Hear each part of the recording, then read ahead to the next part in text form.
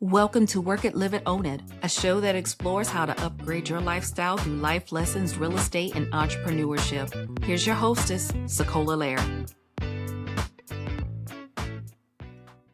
Hello, everyone. Have you ever thought about all the different ways that you could generate revenue when it comes to real estate? And I'm not just talking about the typical buying and selling pieces of real estate. Today, we're joined by a special guest, Joe Bodek, and his real estate journey stems all the way back to 1971. Now, Joe and his partner, Wallace Zhao, they're accomplished real estate investors and mentors. Now, your portfolio, Joe, is pretty impressive. First of all, I want to say thank you so much for coming on and joining the Work It, Live It, Own It community today. Welcome. Well, thanks for having me. I appreciate you having me. Thank you. Now, do you want to explain a little bit more about your real estate journey? Because I read your bio, it's pretty impressive. You've managed over 10,000 homes. And Well, family built over 10,000 homes. oh, your family has built Okay. over Yeah, 10,000 homes. yeah. Okay, so give us a little background and story about how you even got into the real estate journey Okay. and what led you into what you call real estate, creative real estate Mm. strategies. Okay, I'd be happy to do that, Sokola. Well, I'm not the typical story that you see all the time. I watched TV at 3 o'clock in the morning, and the infomercial came on, and I bought the course, and the rest is history. Mm. That wasn't me. I'm the direct opposite. I'm actually third generation. My grandfather was a builder developer. My dad was one of the biggest a builder of single family homes out there in the 50s, 60s, and 70s. So I'm third generation. As a matter of fact, if any of you out there live in or know what a split level home is, that my dad's the guy that made him famous. He built thousands and thousands of them. And at any rate, I went into what most people associate with traditional real estate. Um, we built apartments, so I ran about 3,000 apartments. I developed ground. My dad, he was my first mentor. He taught me how to build houses and develop ground and all that stuff. And that's the traditional type of real estate. You know, you go to the bank, you buy the house, you fix it up, you rent it out, and then 30 years later you sell it and you make your equity build out of it. That's creative real estate. What you were talking about a minute ago, Sokola. Well, what happened was, I worked with him for about 20, 25 years, and he decided he wanted to retire. So everything got sold off, and he moved on down to Fisher Island down in Florida.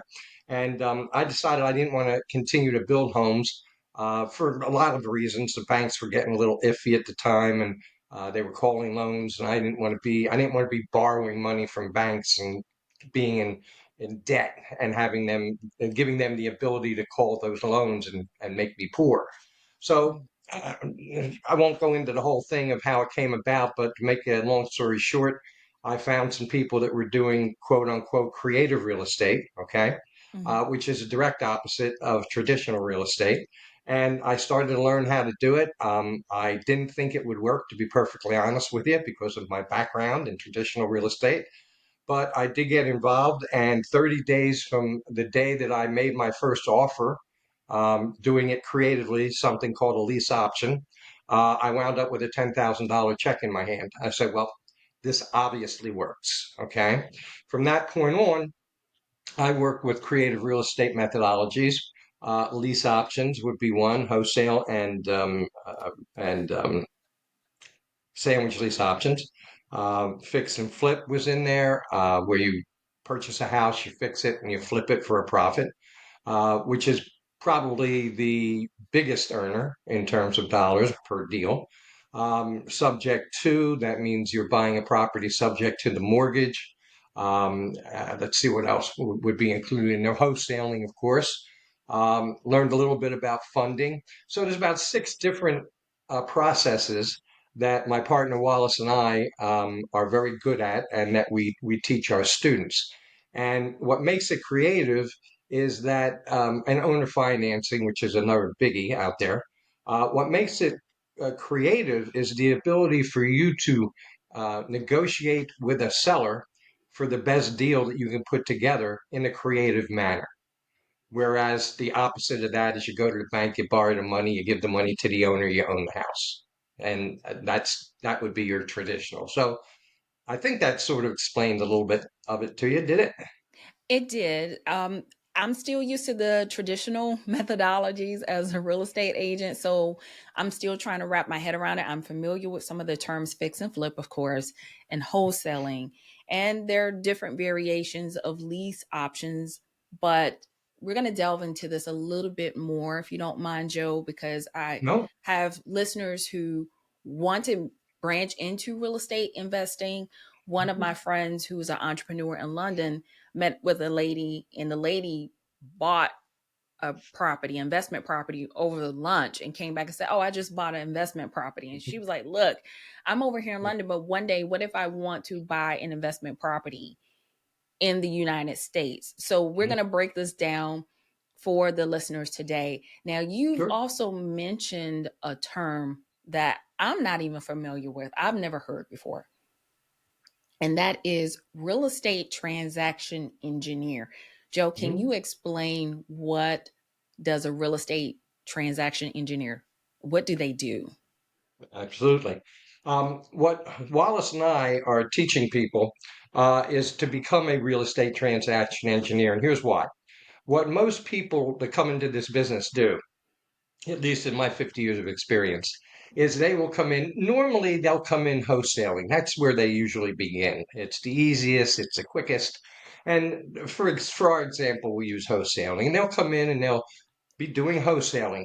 But what happens is that as they're getting their leads for wholesaling, you have to have an equity rich property in order to do that deal. That's the most important thing. Okay.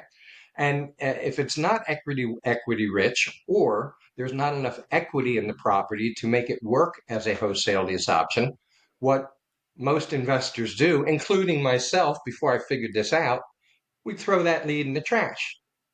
Made no sense.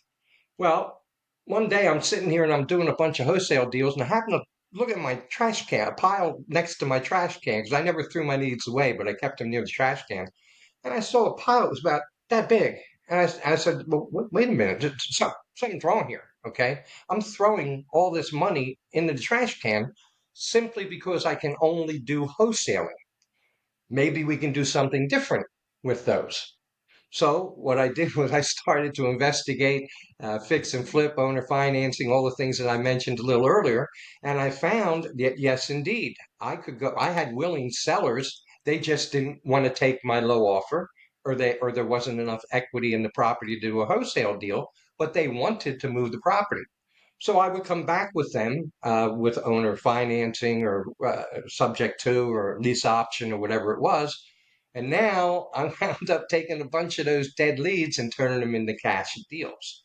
So a transaction engineer, the definition of a transaction engineer is an investor that can do more than one niche. That's what we consider a transaction engineer. Now we teach them 6 and 7 niches that they can do that we know how to do.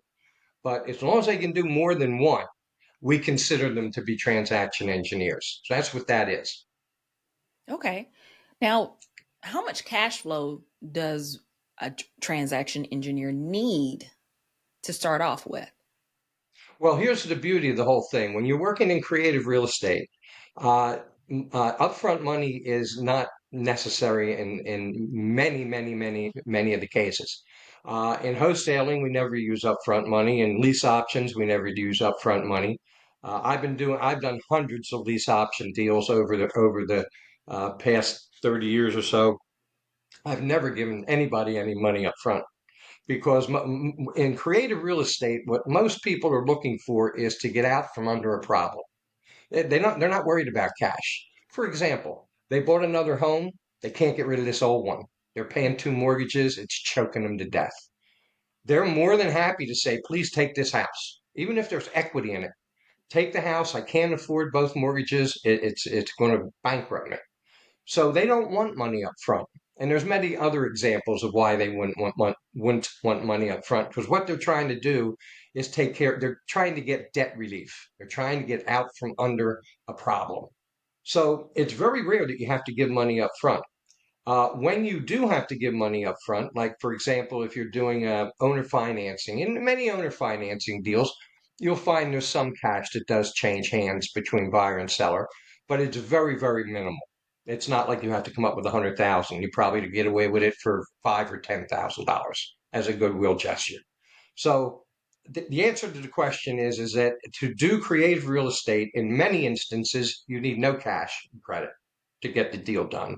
And in a few, such as owner financing, you might come up with a little bit of money. But most of the people that I've dealt with over the years never asked me for any money. They were looking for debt relief. It's a different kind of a market than realtors deal with. Okay.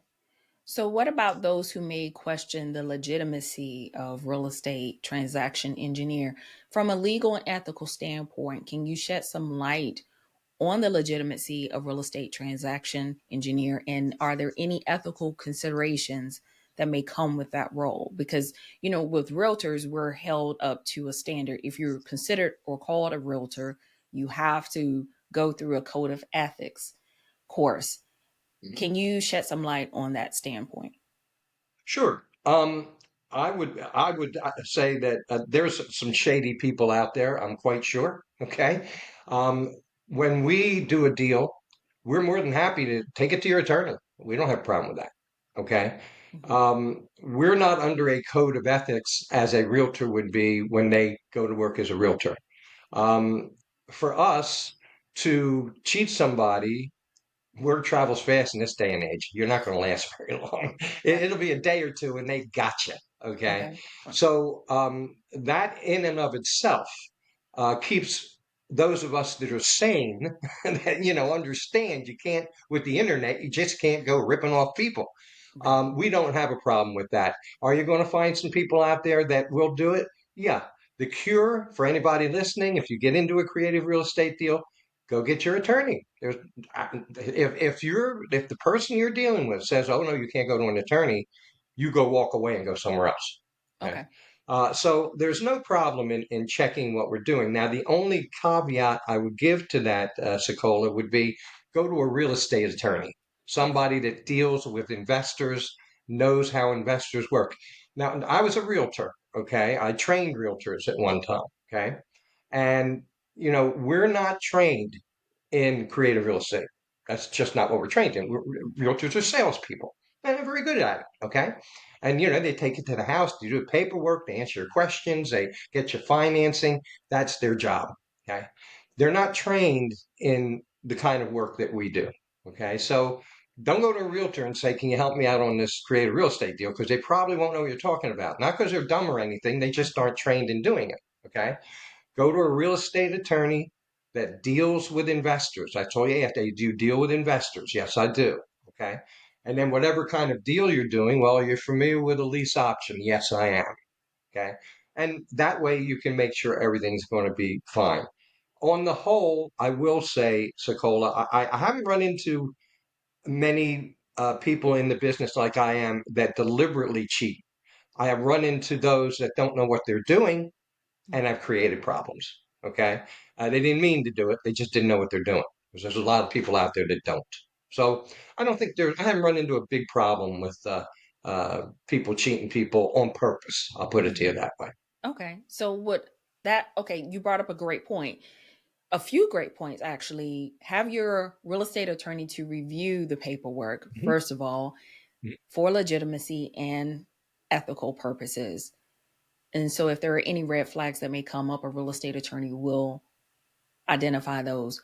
But how Mhm. can you identify someone who may not know what they're doing? How can you connect with people who actually know what they're doing versus those who don't? Well, if are you talking about real estate people like myself? How do you identify Yes, ones that know what they're yes, doing? yes. Well, what I always do, okay, when I'm talking, because we get people that want to joint venture deals and stuff like that, Mhm. we just go back to their history and, show me some deals. Let me see what you've done. Show me the paperwork. And if Okay. they won't, we all have it. Trust me. We all save our paperwork. Okay. If they say, "Oh, I don't have any," run away. Okay. Um, let me see the deals that you've done. so that I know what you're doing. Give me some sort, give me a bio. I want to know who you are and what you're doing. Oh, That's all you got to do. If they can't provide one, it makes sense. Walk away. okay. So, one, have a real estate attorney in your Mhm. back pocket to ask for any previous deals, just like asking for references, right? When someone is Exactly. applying for a job, check out those Yeah. references. If they can't provide you with legitimate references, more than one reference, I would recommend, because if you think about it, when you're applying for a job, you at least have three references that they Hmm. ask for, and get those references. If they only provide you with one, ask for some more. I Hmm. like that. Thank you so much. So, say for example, Joe, let's do a scenario here. I'm a realtor, right? I come to you, I may say I want to get more versed and know about more creative real estate strategies, or become, I guess you would call it a REIT, not quite a REIT, but a RETE, a real estate transaction engineer. Can Okay. a real estate agent actually participate in those things? Because I know some firms or brokerages won't allow a realtor to do that. Is there a way for someone, even a real estate agent like myself, to become a real estate transaction engineer? Okay. Well, by law, a realtor can't stop you. Now, he owns his own office. If he is determined to keep you from doing this, go find another realtor. That's what Mm-hmm. I would do. But by law, there's no way he can stop you. Okay. You are allowed to be an investor as well as a realtor. Now, the only thing you have to do as a realtor, if you're doing your own deal, you've got to identify yourself as a realtor. But I'm not acting as a realtor, I'm acting as an investor. That's what you have to tell your buyer or your seller, whoever you're talking to. Okay. I am a realtor. I'm not my capacity in this deal is not a realtor. I'm acting on my own as an investor. Okay. Now, if you have, brokers, and I'm not going to badmouth brokers, but I will say, everybody works on commission. They hover over their people. They want their money. I understand that. I'm not badmouthing them. They want their money. So many of them don't want you going out on your own to make your money. For example, my partner, Wallace, you'll like this if you're a realtor.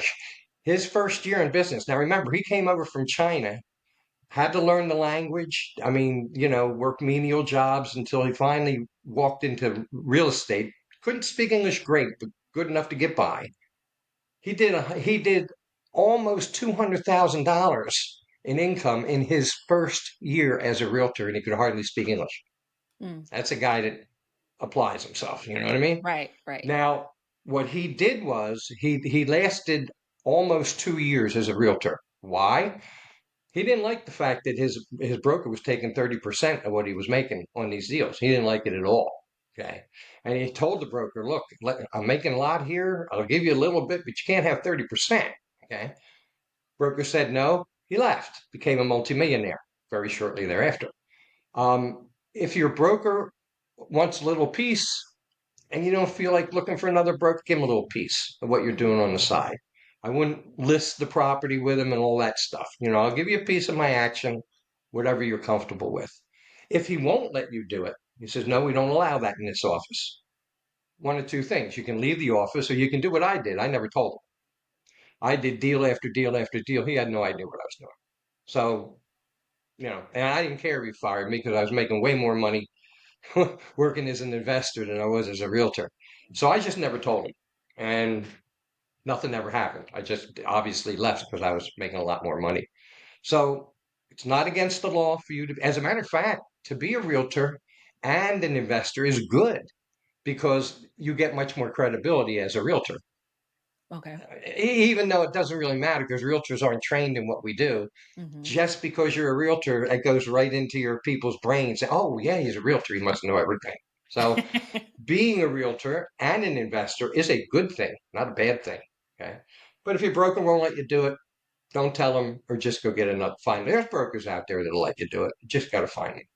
Okay. I hope that Good to answered know. that for you. Yes, because I do have other realtors who listen to this podcast. And so we're always looking for ways to diversify our portfolio, to grow, to build generational wealth. And sometimes you can't always do that when there are numerous Yeah. fees when you're a realtor that people don't realize. So To break down the actual transaction piece, can you elaborate for us on the different parties involved in the real estate transaction or the creative real estate strategy transaction and how each one stands to make money in the Okay. transaction? Well, there's really only two people, okay, in most of them, all right? For example, in a lease option, now a lease option, I'm going to make it real simple for you. It's a lease with the right to sublet the property. That's basically what it is. You lease the property from this person, and then you have the right to put a tenant buyer in the house, and that tenant buyer has the right to purchase that house, um, whatever you agree upon, a year or 2 years down the road at a set price that you set up front. You know what it is? I'm sure you guys probably know how to lease a car. It's the same thing. You just plug a house in. You lease the car for you give them X amount of dollars up front. You lease the car, and then at the end of the lease, you can buy it or you can give it back to them. And the price that you would pay when you bought it is given to you when you first leased the car. They're going to tell you if in 3 years you want to buy it, here's what it's going to cost you. Substitute a house, that's what it is. In these cases, and that's pretty much the same with subject to and owner financing, all of those, really the only two people involved is going to be you. Well, it'll be three people, you, the seller, and the buyer. And then, of course, if you have an attorney involved, okay? Okay. The attorney makes money if somebody's paying them, obviously. You're going to make money. Well, I'll give you an example. Let's say you're working with a sandwich lease option. Here's how you make money. Because everyone is different. That's why I'm trying to give you one that Right. will be a good example. Okay. Um, okay, so what happens is that SaCola wants to buy this house. She's going to lease option this house from me. Okay, Okay. so what I'm going to do, let's say it's $100,000. I have it under contract for $100,000 to purchase it from the owner. Okay, I bumped the price to $120,000. The house is now for sale for $120,000. Okay. So Okay. there's a $20,000 spread between what the owner is getting, okay, and what the house is going to sell for. That's my money. Okay. And here's how you get it. You're going to take what's called an option consideration. That means upfront money in a lease option. So SaCola is going to pay me, let's say, $10,000 to move into the house. That's called an option consideration. That is a non-refundable down payment. The only way she can get that back is if I can't deliver the house for some reason. Then she gets that back. Okay. If she decides she doesn't want to buy it, she loses that money. It's gone. Okay. Just like when you lease a car, you can't get that upfront money back. It's gone no matter what you do. Okay. It will count, okay, towards the sale price of the property. So it counts for her. Okay. So now I have $10,000 of upfront money, the option consideration that comes to me. She moves in. The rent to my owner is $1,000. I'm charging SaCola $500 because I'm her landlord, not the owner. I'm her landlord. Okay. Because I'm subleasing it.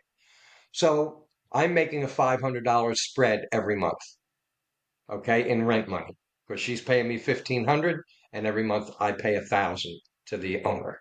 So I'm making a spread of $500, okay? Okay. I make that every month. Then at the end, let's say a year down the road, she says, I'm ready to buy it. She's got her financing ready. She's ready to go, okay? When we go to settlement, I'm going to get that other 10,000 because remember we had a $20,000 spread between what the owner signed an agreement with me for. That was 100,000. And what I signed an agreement for with SaCola, that was 20,000. I took 10 up front. Hmm. That other 10 comes to me at settlement when they purchase the home. Okay. So there's three paydays in the sandwich lease option. Okay. It's a little confusing, but they all have different type of paydays. Hmm. A subject to, you'll make upfront money, like we were talking about here, but the rest of your money is going to come when the house is okay, however long that takes. Okay. Okay. Um, Owner financing, man, that could, you can do so many different things in owner financing. I'd be here all day telling you all the different combinations. Okay. So Okay. that's a whole different thing. Fix and flip, obviously, you purchase the home, fix it, you get paid at the end. Okay. Mhm. So basically, the people that make the money are the buyer, the people that are involved, which would be the buyer. He's going to make something. I mean, the seller, he's going to make something, obviously. Me, the investor, is going to make something, obviously. And if you have a lawyer or something like that, or if you're doing a fix and flip, the crews that are fixing the house are going to make money as well. So that's pretty much who makes money. Okay, so I'm glad you explained that. So basically, you're getting, if the deal closes and everything's successful, you've made money up front during the Mhm. process while the potential buyer is renting. And then when it's time to close everything, of course, the real estate attorney is going to get money, the seller, and then you would get the remaining Yeah. $10,000 that's owed to you.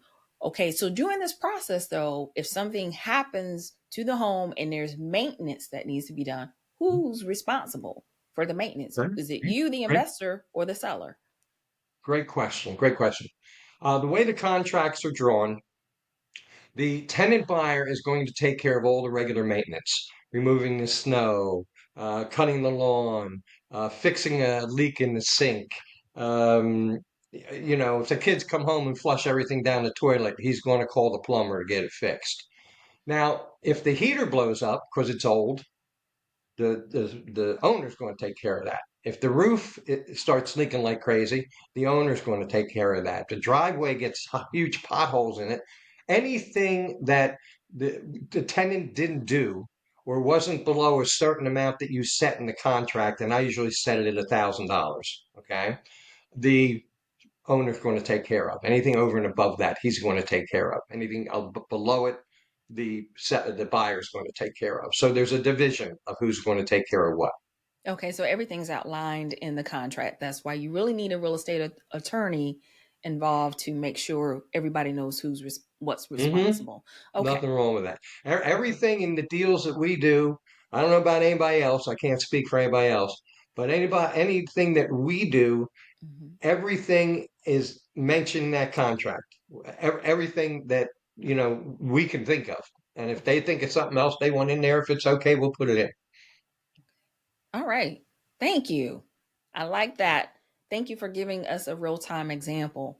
So, for someone who is aspiring to become a real estate transaction engineer, are there any skills, knowledge, or areas of expertise that you would recommend in order for them to develop or even excel in this field?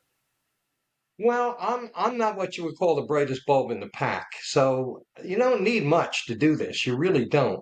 The first thing I will tell you is that I recommend to everybody that they get a mentor, to get mentor coaches.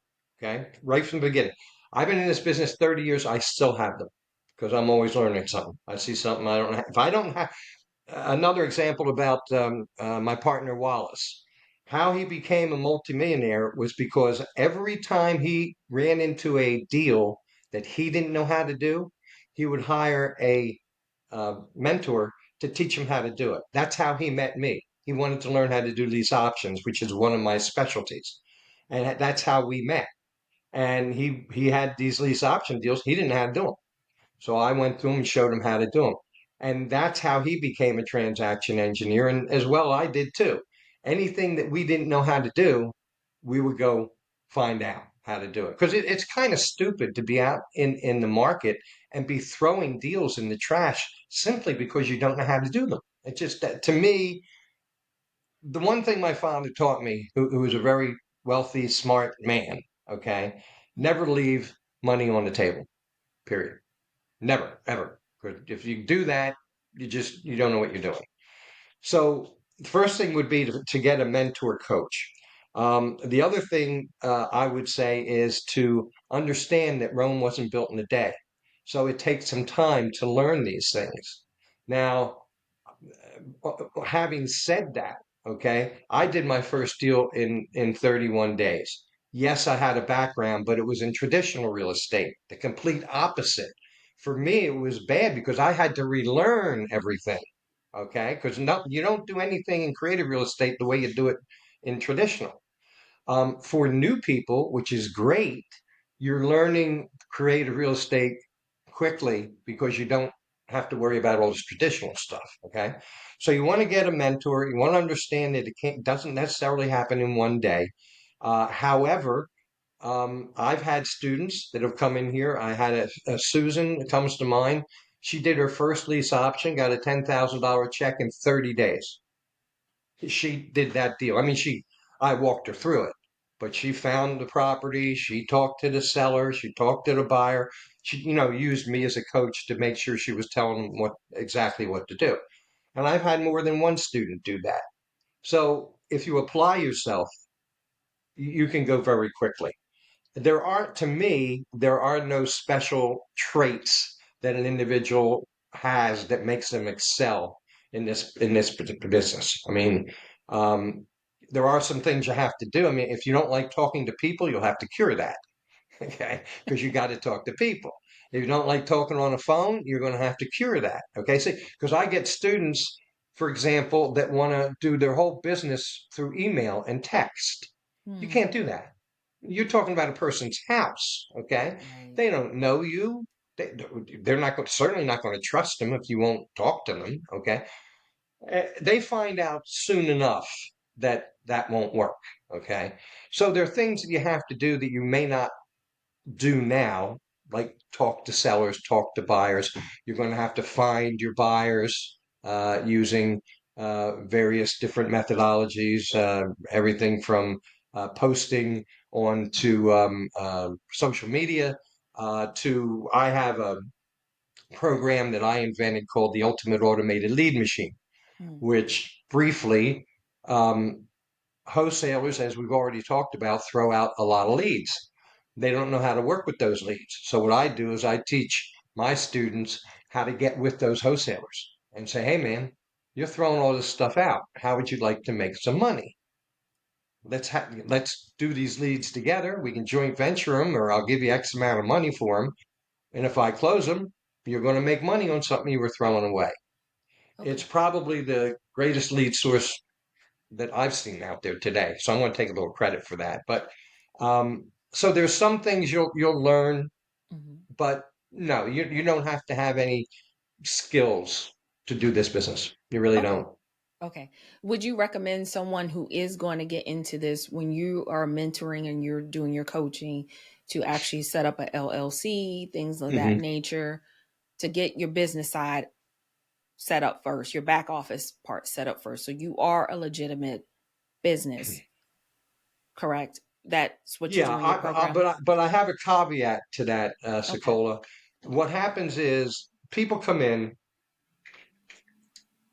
and you can tell the serious from the not serious. Okay. The not serious are what I call minutia junkies. They're going to get their business card. They're going to find the place in their house where their office is. They're going to print out their flyers. You name it. They're going to do anything they can do to keep from doing the work they're supposed to do. Okay. Right. And yes, I definitely, you should have an LLC. There's no question about that. You should have yourself protected legally. Yes. But I always tell my students, look, go out and start doing a deal while you're getting your LLC. Don't be sitting here, oh, I'm waiting for my LLC. It takes 3 weeks. Nah, we're not going to do that. We're not going to do that. So that's the most important thing to me would be the LLC. Anything over and above that, I guess your attorney could tell you if he wanted you to do it. That's really all I have is my protection is my LLC. Okay. But what you don't want to do is become a minutia queen or a minutia king and do all this nonsense that you've got to be doing stuff that'll make you money. Right. If you're not doing that, you're not going to make any money. Right. And You're that is absolutely right. basically, this business is really the marketing business, Sokola. It's really not the real estate business. You know that as a realtor. If you Hmm. got nobody to talk to, you can't make any money. Simple as that. And the only way you can make any money is to market and let them know you're out there. There's nothing else you can do. Okay. So it's really the marketing business. And if you don't like talking to people or things like that, you're going to have to change that because you got to do a lot of Okay. And also remember, that this is someone's home that you're Hmm. talking to. It could be a family member's home that they need to release that debt burden off of their shoulders, or they may be behind or arrears in their taxes, right? Hmm. It's so Hmm. many different scenarios. So when you are talking to them, they are human, they have feelings. So just keep that in mind as well. I like that. But also holding their feet to the fire, making sure that, hey, you can look glossy and glamorous out there, but we got to let the rubber meet the road and let's get going. Yeah. Let's get some traction going. So I appreciate you saying that. And thank you so much for actually sharing scenarios with us today to Hmm. give some real life examples. Now, your mentoring program, you said that you used to mentor realtors. Do you still mentor realtors as well as people who are not familiar with the real estate industry? No, we mentor. Look, we'll mentor anybody that's into real estate, whether you're a realtor, you're not a realtor. We don't care. You're a beginner. We deal with a lot of people. We deal with beginners that know nothing about the business. We deal with people that are seasoned pros, but they only know how to do one or two different niches. So we teach them how to do the others. We deal with realtors because personally, to be honest with you, you realtors, I mean, you're in the thick of it. 90% of all the properties that are sold in this company, in this country, go through realtors. So Mhm. why all of you are not investors, I can't figure out. Okay, because you got all the properties right in front of you. You know what I mean? So we will coach and mentor anyone that requires our services. We're happy to.